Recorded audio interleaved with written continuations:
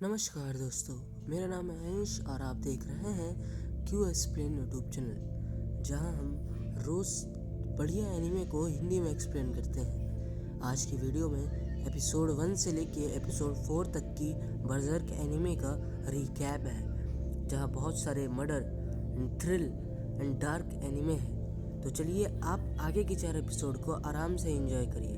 तब तक के लिए मैं आपसे विदा लेता हूँ। तो स्टोरी की शुरुआत होती है एक छोटे से टाउन से, जहाँ तेज़ बारिश हो रही होती है और पूरा माहौल काफ़ी डार्क और डरावना लग रहा होता है। इसी बीच हमें एक मिस्टीरियस वॉरियर दिखाया जाता है, जिसके कंधे पर एक ब्लैक सॉर्ड होती है। फिर सीन शिफ्ट होता है शहर के अंदर, जहाँ पे दो लोग किंग ग्रिफिन की बुराई कर रहे होते हैं और कह रहे होते हैं कि किंग ग्रिफिन ने हमारा हाल कितना बेकार कर दिया है। तभी ग्रिफिन के सोल्जर्स एक मासूम लड़की को घसीटते हुए वहाँ पे लाते हैं और उसे ज़ोर से ज़मीन पे धक्का दे देते हैं। डर से कांपती हुई वो लड़की अपनी जान की भीख मांगने लगती है। जैसे ही ग्रिफिन के सोल्जर्स वहां पहुंचे, टाउन के लोग डर के मारे धीरे धीरे वहां से हटने लगे। सोल्जर्स उस बेचारी लड़की को सबके सामने तंग करने लगते हैं। तभी वहां एक बूढ़े दादाजी आते हैं और उस लड़की का नाम लेते हुए सोल्जर से कहते हैं, प्लीज़ इसे छोड़ दो।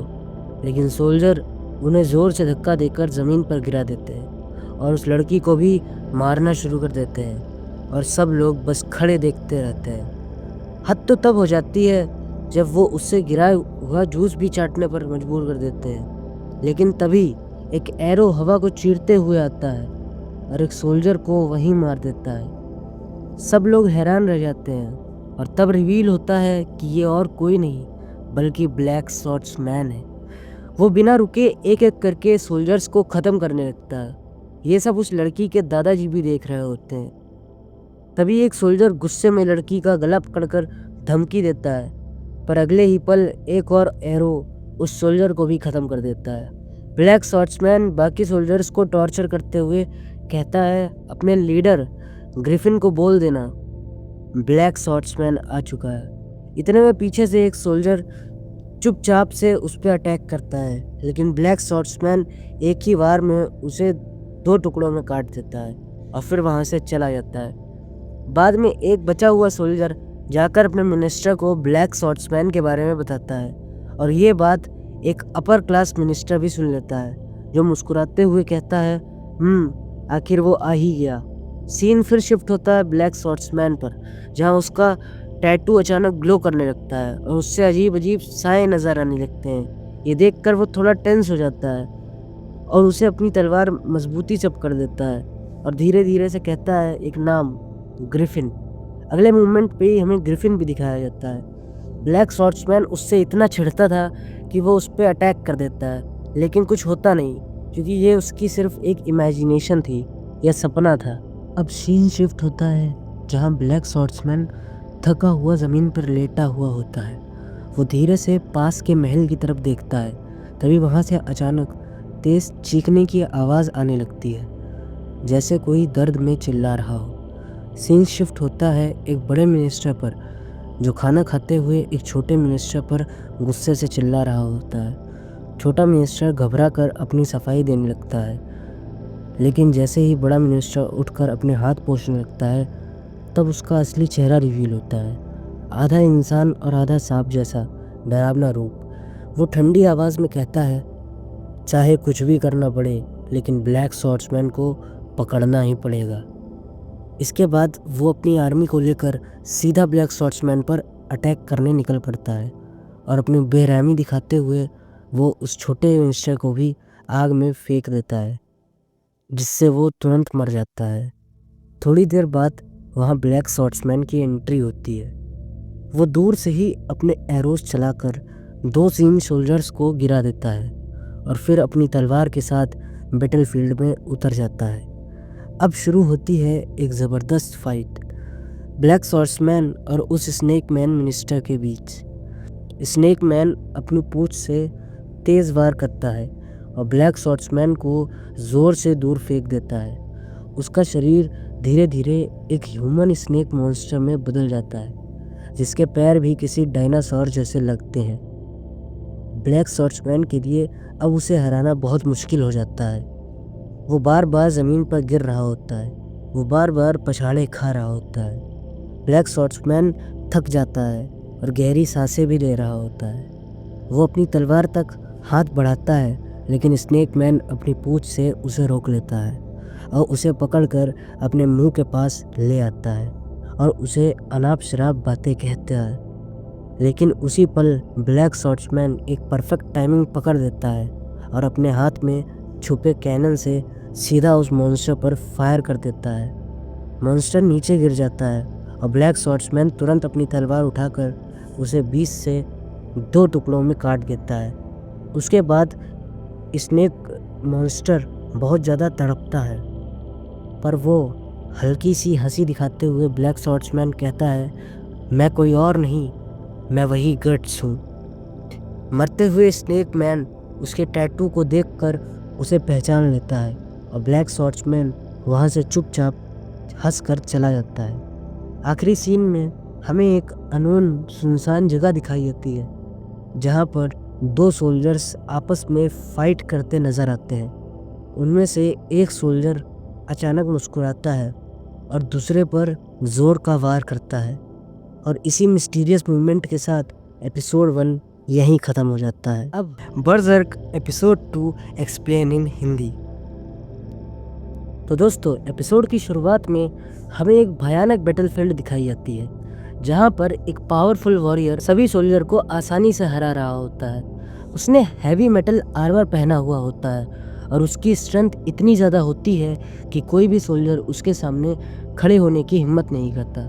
तभी बैटलफील्ड पर एंट्री होती है हमारे मेन कैरेक्टर गट्स की, जिसको लोग ब्लैक स्वॉर्ड्समैन के नाम से भी जानते हैं। गट्स बिना डरे उस वॉरियर के सामने खड़ा हो जाता है और दोनों के बीच एक डेंजरस फाइट शुरू हो जाती है। कुछ ही देर में हमें पता चलता है कि गट्स की फाइटिंग स्किल्स कितनी पावरफुल हैं, क्योंकि वो उस बड़े वॉरियर को भी हरा देता है और बैटलफील्ड पर सबको शॉक कर देता है। इसी फाइट को दूर ऊपर से एक और आदमी देख रहा होता है, जिसका नाम होता है ग्रिफिथ। ग्रिफिथ अपनी टीम के साथ यहाँ आया होता है और कहा जाता है कि उसकी टीम ने एक ऐसी बैटल को सिर्फ 3 दिन में ख़त्म कर दिया जो नॉर्मली 3 महीने तक चलती। फाइट ख़त्म होने के बाद गट्स को उस वॉरियर को मारने के बदले कुछ पैसे मिलते हैं। हम देखते हैं कुछ पैसे जो गट्स को मिलते हैं वो चुप्पे से उसको काउंट कर रहा होता है। तभी वहाँ का मिनिस्टर गट्स से कहता है कि अगर तुम हमारे साथ रुक जाओ या जुड़ जाओ तो मैं तुम्हें एक अच्छी पोजीशन और स्टेबल इनकम दे सकता हूँ। लेकिन गट्स को किसी की नौकरी करना पसंद नहीं होता, इसलिए वो बिना कुछ बोले वहाँ से चल देता है। मिनिस्टर उसके हाथ पकड़ने की कोशिश करता है, तभी वो उसे धक्का देता है और कहता है, मुझे दोबारा कभी मत छूना। गट्स की आंखों में जो गुस्सा होता है उसे देखकर मिनिस्टर भी डर जाता है और गट्स वहाँ से निकल जाता है।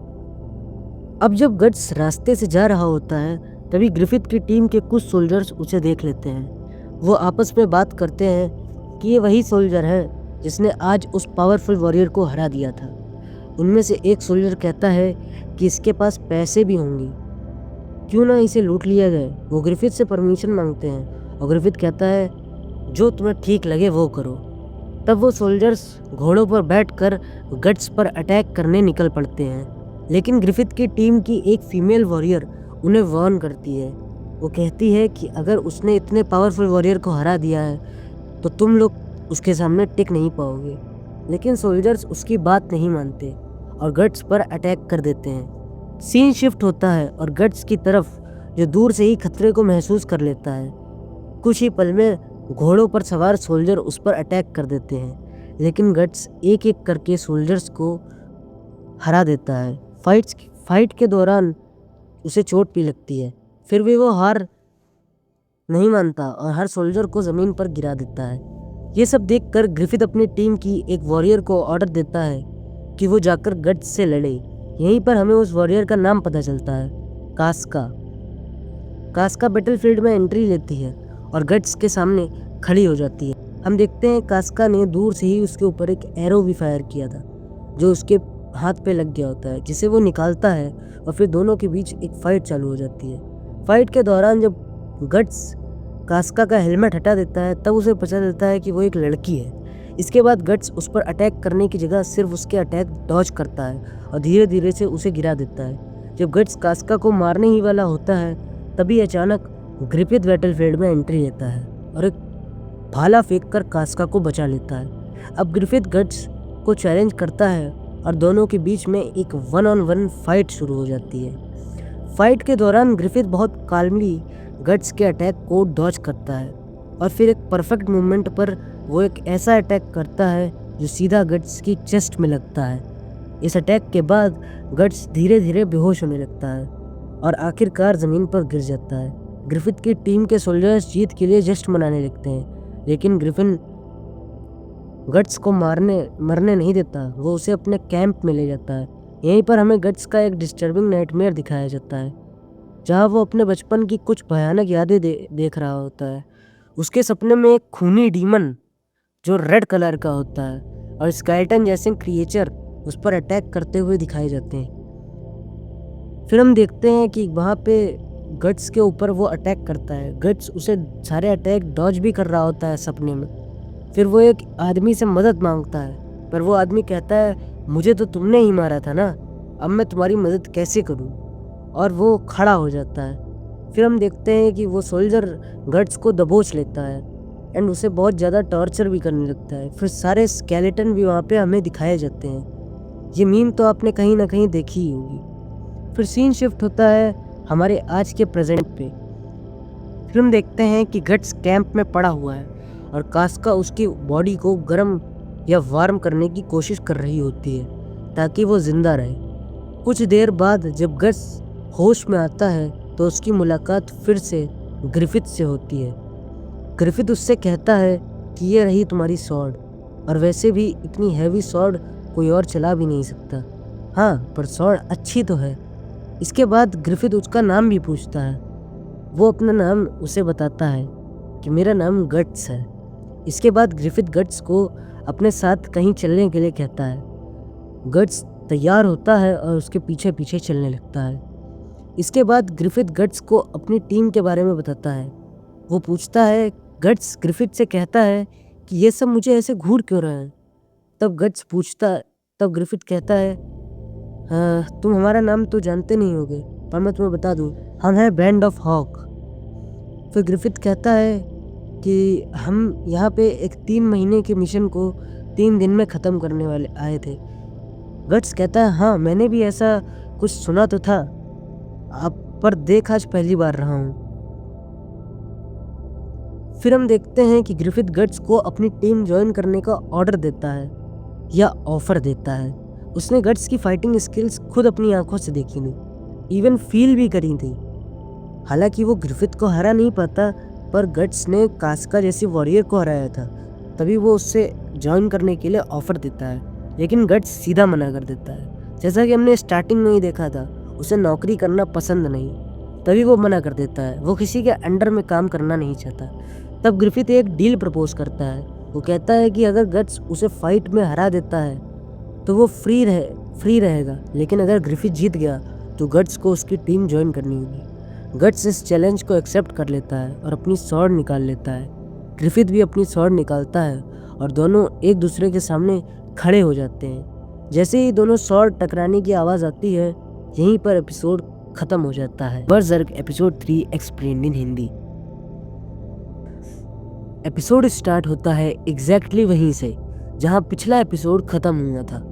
हिल के ऊपर खड़े हुए गट्स और ग्रिफिथ एक दूसरे के सामने तलवार लेकर रेडी हैं। ग्रिफिथ की स्वॉर्ड गट्स के आर्म पर एक कट लगा देती है। गट्स अपने मन में सोचता है, ये बंदा कुछ अलग ही लेवल का है। मेरी स्वॉर्ड स्टील को भी काट देती है, पर ये हर अटैक को इतनी ईजिली डॉज कर रहा है। ग्रिफिथ सिर्फ एक हाथ से अपनी थिन स्वॉर्ड हैंडल कर रहा होता है और फिर भी गट्स के पावरफुल अटैक को रोक तो रहा ही होता है और इवन उस पर अटैक भी कर रहा होता है। ग्रिफिथ काल्मली पूछता है, गट्स, अगर तुम चाहो तो हम फाइट को पोस्टपोन कर सकते हैं जब तक तुम फुल्ली रिकवर नहीं हो जाते। पर गट्स का आंसर सिंपल है। वो फिर से अटैक कर देता है। गट्स खुद को पुश करता है और अपने आप से कहता है, मुझे और फास्ट और स्ट्रॉन्ग बनना है। तभी कॉर्कस और बंदे आते हैं जो बैंड ऑफ द फॉल के कुछ सोल्जर हैं जो ग्रिफिथ की फाइट में उसकी हेल्प करने के लिए आते हैं। लेकिन उन्हें एक स्वॉर्ड रोक देती है। वो स्वॉर्ड कास्का की होती है। कास्का उन्हें ग्रिफिथ का ऑर्डर याद दिलाती है। ग्रिफिथ ने कहा था कोई इंटरफेयर नहीं होना चाहिए। फाइट और ब्रूटल हो जाती है। ग्रिफिथ गट्स के आर्म्स और लेग्स पर मल्टीपल कट्स लगा देता है। गट्स और ज़्यादा गुस्सा हो जाता है। तभी गट्स एक स्मार्ट ट्रिक यूज़ करता है। अपनी ह्यूज शॉट की टिप से मिट्टी का एक टुकड़ा उछालकर ग्रिफिथ के फेस पर फेंक देता है। गट्स तुरंत अपनी शॉट से फाइनल स्ट्राइक करने के लिए अटैक करता है, लेकिन जो नेक्स्ट होता है वो सबको शॉक कर देता है। ग्रिफिथ सीधा गट्स की शॉट के ब्लेड पर जंप कर देता है, अपनी शॉट गट्स के नेक पर रख देता है। सब लोग स्टन रह जाते हैं। ग्रिफिथ गट्स को कॉम्प्लीमेंट करता है, तुम बहुत इंटरेस्टिंग फाइटर हो, तुम जीतने के लिए कुछ भी कर सकते हो। फिर ग्रिफिथ कहता है लेकिन अब तुम अपनी शॉट यूज़ नहीं कर सकते। फाइट पोस्टपोन करते हैं। गट्स इरिटेट हो जाता है। वो कहता है बैटल में बात करने के लिए सिर्फ एक काम होता है। और नेक्स्ट मूवमेंट गट्स ग्रिफिथ की शॉट को अपने दांतों से पकड़ देता है, इतनी जोर से कि उसके मुंह से ब्लड निकलने लगता है। इस शॉक से दोनों को बैलेंस बिगड़ जाता है और दोनों हिल से नीचे गिर जाते हैं। गट्स ग्रिफिथ पर गिरता है और उस पर पंचेस और किक्स बरसाने लगता है। बैंड के सोल्जर शॉक हो जाते हैं। हमने कभी ग्रिफिथ को इस हालत में देखा ही नहीं। वो ऐसी बातें करने लगते हैं। वो ग्रिफिथ काल्मली सिचुएशन को रिवर्स कर देता है। 1 सेकंड में गट्स को ग्राउंड पर पिन कर देता है। फिर पूछता है तुम सरेंडर करोगे या मुझे तुम्हारा शोल्डर तोड़ना पड़ेगा। गट्स का जवाब कुछ भी नहीं होता और नेक्स्ट मूवमेंट ग्रिफिथ गुस्से में उसका शोल्डर तोड़ देता है। फाइट खत्म हो जाती है। सब सोल्जर ग्रिफिथ को कॉन्ग्रेचुलेट करते हैं। कॉर्कस गट्स को टॉन्ट करने आता है पर ग्रिफिथ उसे रोक देता है। वो गट्स का फेस पकड़कर कहता है अब तुम मेरे हो, और इस तरह guts officially band of the Falcon का मेंबर बन जाता है। दूर खड़ी कास्का ये सब देख रही होती है। वो सोचती है स्ट्रेंज, ग्रिफिथ ने कभी किसी को इतना प्रेज नहीं किया। सीन शिफ्ट होता है कासल टावर पर। 2 noble man band of the Falcon को देख रहे होते हैं। उन्हें बैटलफील्ड पर डेथ ऑन द बैटलफील्ड कहा जा रहा होता है। एक नोबल कहता है मर्केनरी ग्रुप्स डिसोबल होते हैं, टेंशन की बात नहीं। लेकिन दूसरा कहता है याद रखना अगर ग्रिफिथ किंग का ट्रस्ट जीत गया तो हमारी पावर खत्म हो जाएगी। कैब में गट्स टेंट के अंदर पड़ा होता है। वो ग्रिफिथ के बारे में सोच रहा होता है। वो इनोसेंट किड की तरह बात करता है, लेकिन मेरा सोल्जर उसने इतनी आसानी से तोड़ा कैसे, जैसे कोई डॉल हो। उसने तो मेरा कंधा इस तरह तोड़ दिया। गट्स गुस्से में ग्राउंड पंच करता है, ग्रिफिथ तुम हो कौन, ये कहते हुए। बाहर कुछ सोल्जर्स प्लान बना रहे होते हैं गट्स को मारने के रिवेंज के लिए। कॉर्कस कहता है वो इंजर्ड है, अभी मारना इजी होगा, पर तभी कास्का उन्हें रोक देती है। वो अपनी शॉट से उन्हें मारने की धमकी देती है। वो कहती है वो अभी इंजर्ड है, तुम सब मिलकर भी उसे इस पोजीशन में भी नहीं हरा सकते, पर ग्रिफिथ का ऑर्डर है, मैं तुम्हें ये नहीं करने दूंगी। कॉर्कस कास्का को टीस करता है कि वो गट्स को डिफेंड कर रही है। कास्का गुस्से में कहती है एक और वर्ड बोला तो तुम्हारा सर काट दूंगी। सब सोल्जर वहाँ से भाग जाते हैं। गट्स टेंट से बाहर आता है और कास्का को थैंक्स बोलता है। कास्का कहती है मैंने तुम्हारे लिए नहीं किया, ये ग्रिफिथ का ऑर्डर था, और वहाँ से चली जाती है। Next day Griffith mission explain करता है। एनिमी हिल पर कैंप किए हुए हैं 2000 सोल्जर के साथ। प्लान सिंपल है, band of the hawk river से अटैक करेगी, सप्लाई जला देगी और फिर कासल वापस भागेगी। फिर ग्रिफिथ एक सरप्राइजिंग डिसीजन लेता है। वो रियर गार्ड के लिए गट्स को चूज करता है। उसका काम होगा हंड्रेड्स ऑफ एनिमी को काल्मली वहाँ तक पहुँचाना और बैटल को जीतना, और पीछे से बैटल को लीड भी करना। लेकिन कास्का समझ जाती है ये टेस्ट नहीं, ग्रिफिथ गट्स पर ट्रस्ट कर रहा है। बैंड रिवर्स क्रॉस करती है। एनिमी को अटैक का आइडिया भी नहीं होता। वहाँ पे कुछ सोल्जर बातें कर रहे होते हैं कि अब तो कोई नहीं आएगा, पर सडनली वहाँ पे एक मैसिव टीम देख के वो डर जाते हैं। फिर वो लोग टेंट्स जलाने लगते हैं। फिर एक मैसिव एक्सप्लोजन होता है। Mission successful. एस्केप के वक्त एनिमी उनका पीछा करता है। गट्स रिकर्ड की लाइफ बचाता है और कहता है तुम लोग जाओ, मैं इन्हें रोक लूँगा, और गट्स अकेले ही वहाँ पे हजारों सोल्जर के साथ लड़ने लगता है। फाइट बहुत ब्रूटल हो जाती है। एक एरो उसके हॉर्स को लग जाता है। गट्स गिर जाता है। वो सोचता है शायद वो फेल हो गया। तभी वहाँ पे ग्रिफिथ आता है और उसकी मदद करने के लिए उसे रेस्क्यू करता है। कासल में पार्टी चल रही होती है, सब गट्स की तारीफ कर रहे होते हैं। कुछ बच्चे तो यहाँ तक कि ग्रिफिथ से कहते भी हैं कि गट्स ने हमें आगे भेज के हमारी जान बचाई। कुछ बच्चे गट्स को थैंक्स बोलने के लिए भी जाते हैं और कहते हैं कि तुमने हमारी लाइफ बचाई। जैड्यू और पिपिन नाम के 2 लोग गट्स को भी पार्टी में खींच लाते हैं। वहाँ पर सब सोल्जर कहते हैं ये बंदा क्रेजी है लेकिन अच्छा है, ये हमारी साइड पर है, और ये भी कहते हैं कि गट्स ग्रिफिथ जितना ही ताकतवर है। ग्रिफिथ दूर से गट्स को ऑब्जर्व कर रहा होता है और कास्का भी चुपचाप देख रही होती है। यहीं पर एपिसोड खत्म हो जाता है। तो चलिए शुरू करते हैं Berserk episode 4 explained in Hindi. Guts castle के ऊपर खड़ा होता है और आसमान और बर्ड्स को देख रहा होता है। तभी जड़ेऊ वहाँ आता है और मजाक में कहता है, अभी भी बर्ड्स से बात कर रहे हो? फिर वो गट्स से पूछता है, तुम्हें बैंड ऑफ द हॉक कैसा लगा? यहाँ रहना पसंद है? गट्स कहता है कि उसे अभी पता नहीं। वो बताता है कि नॉर्मली मिशनरी ग्रुप्स में क्रिमिनल्स और रफ लोग होते हैं, लेकिन बैंड ऑफ द हॉक में कुछ अलग फील होता है। जड़ू सोचता है और कहता है शायद इसका रीज़न ग्रिफिथ है।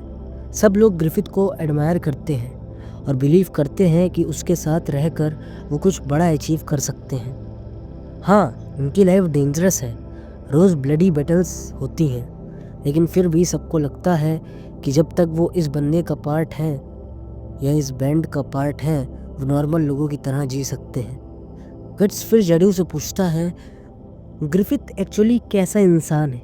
जड़ू कहता है कि वो उसे डिस्क्राइब नहीं कर सकता, लेकिन उसे लगता है ग्रिफिथ किसी ऐसी चीज़ पर बिलीव करता है जो बैटल और विक्ट्री से भी आगे है।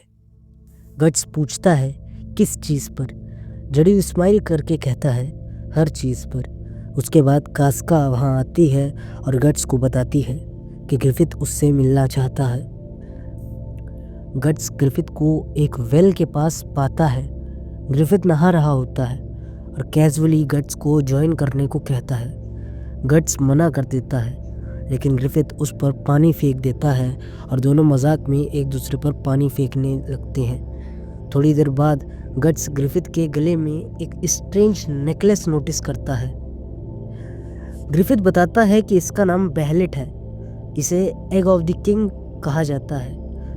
लीजेंड या स्टोरीज़ के अकॉर्डिंग जो इंसान इसे पजेस करता है वो दुनिया पर रूल करने के लिए डेस्टिन्ड होता है या चुना गया होता है, लेकिन उसके बदले में उसे अपना फ्लैश और ब्लड सेक्रीफाइस करना पड़ता है। जब गट्स उस ऑब्जेक्ट को देखता है तो उसकी एक आँख निकल आती है और अचानक से खुल जाती है। गट्स डर जाता है। ग्रिफिथ कहता है कि उसे भी नहीं पता ये कैसे काम करता है, लेकिन ये ऑब्जेक्ट जिंदा लगता है। गट्स फिर ग्रिफिथ से पूछता है तुम बैटल में मुझे बचाने वापस क्यों आए थे? ग्रिफिथ कहता है कि वो गट्स जैसा वॉरियर किसी छोटी सी बैटल में लूज नहीं करना चाहता था। फिर ग्रिफिथ अपना ड्रीम बताता है। वो कहता है बैंड ऑफ द हॉक सिर्फ शुरुआत है, उनकी विक्ट्रीज बस बिगिनिंग है और एक दिन वो अपना खुद का किंगडम बनाएगा। फिर वो गट्स से कहता है तुम मेरे लिए लड़ोगे क्योंकि अब तुम मेरे हो, मैं डिसाइड करूँगा तुम मेरे लिए कहाँ मरोगे। इसके बाद सीन शिफ्ट होता है बैटल के लिए, जहाँ पे हमें दिखाया जाता है बैटल के लिए लोग वहाँ पे तैयार हो रहे होते हैं। बैटल के लिए चार्ज करते वक्त गट्स अपने पास्ट को याद करता है। उसकी चाइल्डहुड की एक मिशनरी कैंप में गुजरी थी। उसे उसके एडाप्टिव फादर गैम्बिनो ने ट्रेन किया था। गैम्बिनो उससे वॉरियर बनना सिखाता है और उसे बैटल्स में ले जाता है। एक दिन गट्स अपनी फर्स्ट बैटल फाइट करता है। वो एनिमी को मार देता है और रिवॉर्ड जीत जाता है, लेकिन उसकी लाइफ कभी नॉर्मल नहीं होती। एक रात गैम्बिनो नशा करके गट्स के टेंट में आता है। वो उसे ब्लेम करता है कि गट्स की वजह से उसकी लवर शीशु मर गई। गैम्बिनो कहता है कि गट्स कर्स्ड है और फिर वो गट्स को मारने की कोशिश करता है। सेल्फ डिफेंस में गट्स स्वॉर्ड उठाता है और एक्सीडेंटली गैम्बिनो को किल कर देता है। कैंप के सोल्जर्स सोचते हैं कि गट्स ने जानबूझकर अपने फादर को मारा है। सब उसके पीछे पड़ जाते हैं। गट्स भागता है और क्लिफ से गिर जाता है, लेकिन वो बच जाता है। उस वक्त गट्स सोचता है कि शायद उसके लिए मर जाना ही बेटर था। उसकी लाइफ सिर्फ एक चीज़ बन चुकी थी, सरवाइव करना, एनिमीज को मारना, सिर्फ जिंदा रहना। प्रेजेंट में गट्स बैटलफील्ड में खड़ा है। उसे ग्रिफिथ के वर्ड्स याद आते हैं। ग्रिफिथ बिलीव करता है कि दुनिया में एक ऐसा इंसान होता है जिसका डेस्टिनी होता है हर दुनिया पर रूल करना, चाहे वो किसी भी सोशल क्लास से हो। और ग्रिफिथ को लगता है कि शायद वो इंसान वही है। स्टोरी फिर फ्यूचर में जंप करती है। 3 साल गुजर चुके होते हैं। बैंड ऑफ द हॉक अब मिडलैंड किंगडम के लिए लड़ते हुए बैटलफील्ड में फेमस हो चुकी होती है। उनकी reputation death on the battlefield बन चुकी होती है। इसी वक्त एनिमी किंगडम टूडोर की पावरफुल कैवलरी अटैक कर रही होती है और बैटलफील्ड में से एक वॉरियर अकेला ही उनका सामना कर रहा होता है। वो वॉरियर और कोई नहीं, हमारा प्यारा ब्लैक सॉर्ड्समैन यानी कि गट्स होता है। तो दोस्तों, ये था बर्जर्क एपिसोड 4, जहां हमें गट्स का ट्रेजिक पास और ग्रिफिथ का डेंजरस ड्रीम दोनों देखने को मिलते हैं। एक तरफ गट्स है जो सिर्फ सरवाइव करना चाहता है और दूसरी तरफ ग्रिफिथ है जो पूरी दुनिया पर रूल करने का सपना देख रहा है। अगले एपिसोड में वार और भी इंटेंस होने वाली है और बैंड ऑफ द हॉक की पावर और बढ़ेगी। अगर आपको वीडियो पसंद आई हो तो लाइक ज़रूर करें, कमेंट में बताएं आपको गट्स के पास कैसा लगा और चैनल को सब्सक्राइब करना मत भूलना। मिलते हैं नेक्स्ट एपिसोड में, तब तक के लिए मेरा नाम है अंश, आप देख रहे हैं क्यू एक्सप्लेन यूट्यूब चैनल। जय हिंद, टाटा, बाय बाय।